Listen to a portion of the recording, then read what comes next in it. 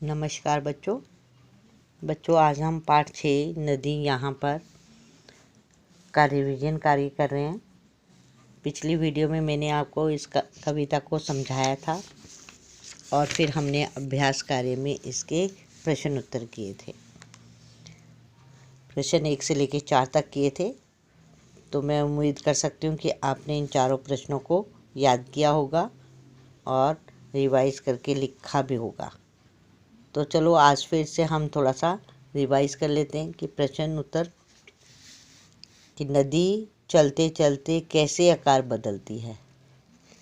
नदी चलते चलते कहीं सीधी कहीं टेढ़े आकार ले लेती है।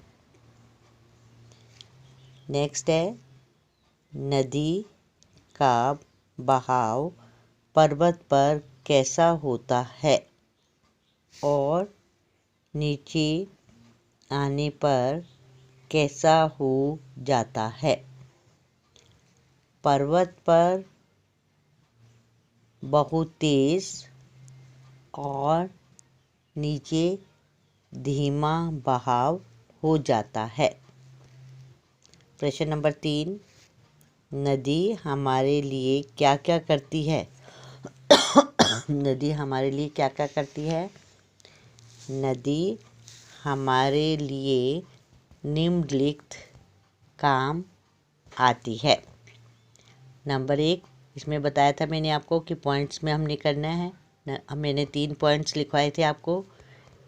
हमें नदियाँ पानी देती हैं जिससे खेतों को सींचा जाता है। नंबर 2, नदियों पर बांध बनाकर बिजली तैयार की जाती है। नंबर 3, नदियों का पानी पशुओं के पीने और घरों के काम में उपयोग किया जाता है। इस प्रकार से हमने ये 3 प्रश्न किए थे और चौथा प्रश्न था कविता की पंक्तियों को पूरा कीजिए। ये हमने कविता में से ही पूरी की थी। चलते चलते सागर को आखिर में वह पाती है। ख सींच सींच कर खेतों को फसल बनाती है धानी। ग खेल खेलती लुका छुपी बिल्कुल ही खो जाती है। घ एक दिए सी जगर मगर सदा रहेगी जलती ही। इस प्रकार से हमने इन पंक्तियों को पूरा किया। अब आ जाता है प्रश्न नंबर 5। कविता की पंक्तियों को पढ़कर उचित उत्तर पर सही का निशान लगाइए। जैसे अब ये पंक्तियाँ दी हुई हैं, इसके आधार पर फिर प्रश्न दिए हुए हैं, उसमें से हमने सही के ऊपर जो है निशान लगाना है। तो अब देखिए पहली पंक्ति है, बहुत तेज थी पर्वत पर लेकिन नीचे जब आई धीमी धीमी चाल हुई जैसे थककर सुस्ताई। अब क जो है प्रश्न, नदी की चाल कहाँ धीमी हो जाती है। इसमें 3 विकल्प दिए हुए हैं, सही विकल्प पर हमने निशान लगाना है। सागर में, पर्वत पर, मैदानी भाग में। तो इसका उत्तर है मैदानी भाग में। बच्चों एक चीज़ और मैं बता रही हूँ आपको, जो एग्ज़ाम में 5 नंबर के क्वेश्चन 1 वर्ड में आएंगे, तो ये जो विकल्प वाले प्रश्न हैं ये भी आपने अच्छे से याद करने हैं। ये भी 1 वर्ड में ही आएंगे तब्दील होकर, ठीक है। तो आपने वहाँ पे ऑप्शन नहीं आएंगे, विकल्प नहीं आएंगे, सिर्फ आपने उत्तर याद करके लिखना है, ठीक है। तो यहाँ पर क्या आएगा इसका कि नदी की चाल धीमी कहाँ हो जाती है, मैदानी भाग में। नेक्स्ट पेज पर आ जाइए। ख पर्वत पर नदी की गति तेज कैसे हो जाती है। उत्तर है विकल्प 3 दिए हुए हैं, जब नदी सुस्त नहीं चुस्त होती है। दूसरा है जब नदी ऊपर से नीचे की ओर आती है। तीसरा विकल्प है जब नदी जल्दी सागर में मिलना चाहती है। तो यहाँ पर जो है उत्तर क्या है, दूसरे वाला बीच वाला है। इस पे सही का निशान लगेगा कि जब नदी ऊपर से नीचे की ओर आती है तब नदी की गति तेज हो जाती है। ठीक है। हाँ जी बच्चों, अब जो है मेन बात, बच्चों रिवीजन करवाते समय मैं ये प्रश्न नहीं करवाऊंगी बातचीत के लिए, अनुमान और कल्पना के लिए, हम इनको छोड़ देंगे। अब रिवीजन में जो हमने रिटन वर्क किया हुआ है वहाँ से हम करेंगे।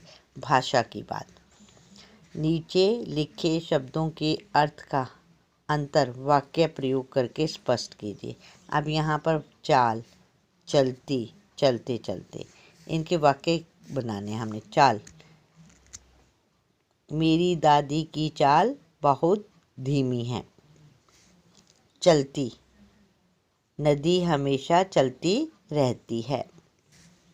चलते चलते, बच्चा चलते चलते गिर गया। ठीक है, इस प्रकार से हमने वाक्य के द्वारा इन शब्दों का अंतर स्पष्ट किया।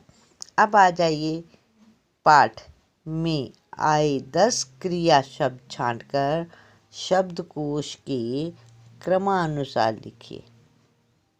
अब जो है हमने क्रमानुसार तो इसलिए नहीं शब्दकोश में लिखे क्योंकि आपको मैंने कहा था कि ये समझाने की चीज़ है, और जो कि ब्लैक बोर्ड पे आपको पता है कि ये हम शब्दकोश कैसे देखते हैं। इंग्लिश का तो पता है ना आपको कि शब्दकोश कैसे देखा जाता है।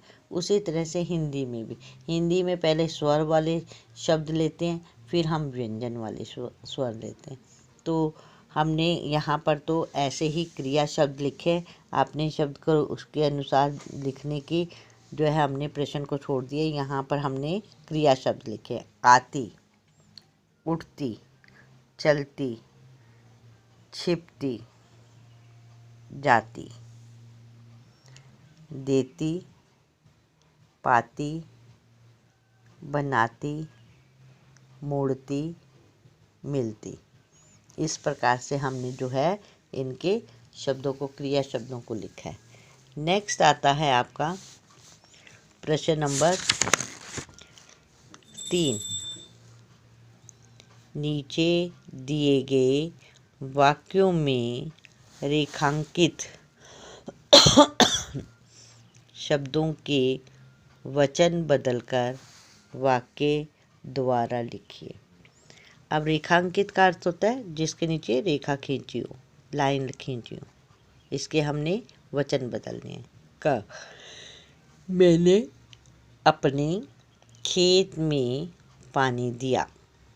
अब इसको हमने वचन बदल कर लिखेंगे, मैंने अपने खेतों में, खेत का क्या बनाया बहुवचन, खेतों में पानी दिया। समझ आ गई कि हमने खेत के का बहुवचन लिखना है, यहाँ पर इसका वचन बदलना है, मैंने अपने खेतों में पानी दिया। नेक्स्ट ख, बच्चे मैदान में खेल रहे हैं। अब बच्चे जो है इसका हमने, ये बहुवचन है, इसको एक वचन में ले आएंगे। बच्चा मैदान में खेल रहे, रहे बहुवचन है तो हमने एक वचन में ले आना है, रहा है। बच्चा एक है, एक के साथ रहा है, क्रिया शब्द क्या आ जाएगा, रहा है।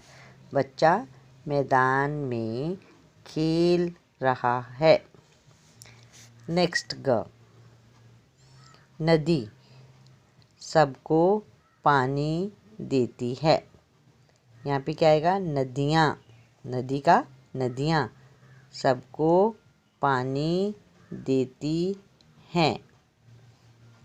है एक वचन है बहुवचन, बिंदु लगी है। इसका डिफरेंस आपको पता होना चाहिए। तो बच्चों आपने आज यहीं तक ही हम करेंगे, कल हम इसको आगे लेंगे। इसका पार्ट जो है हम कौन सा करेंगे, 3rd। ठीक है, तो आपने इन वाक्यों को अच्छी तरह से पढ़ना भी है, समझना भी है कि अगर हमने संज्ञा या सर्वनाम शब्दों को बदला है तो उसके साथ साथ क्रिया शब्द भी बदले जाते हैं। जैसे यहाँ पर नदी सबको पानी देती है, तो नदियाँ, नदी का क्या बन गया? नदियाँ। और क्रिया शब्द में है की जगह क्या आ गया? हैं। यहाँ पे जैसे बच्चे हैं, बच्चे का बच्चा एक वचन आया, तो क्रिया शब्द रहे है की जगह हमने रहा है एक वचन में आ जाएगा। तो इस प्रकार से हमने बदलना है। कल हम इससे आगे करेंगे। तब तक के लिए नमस्कार बच्चों।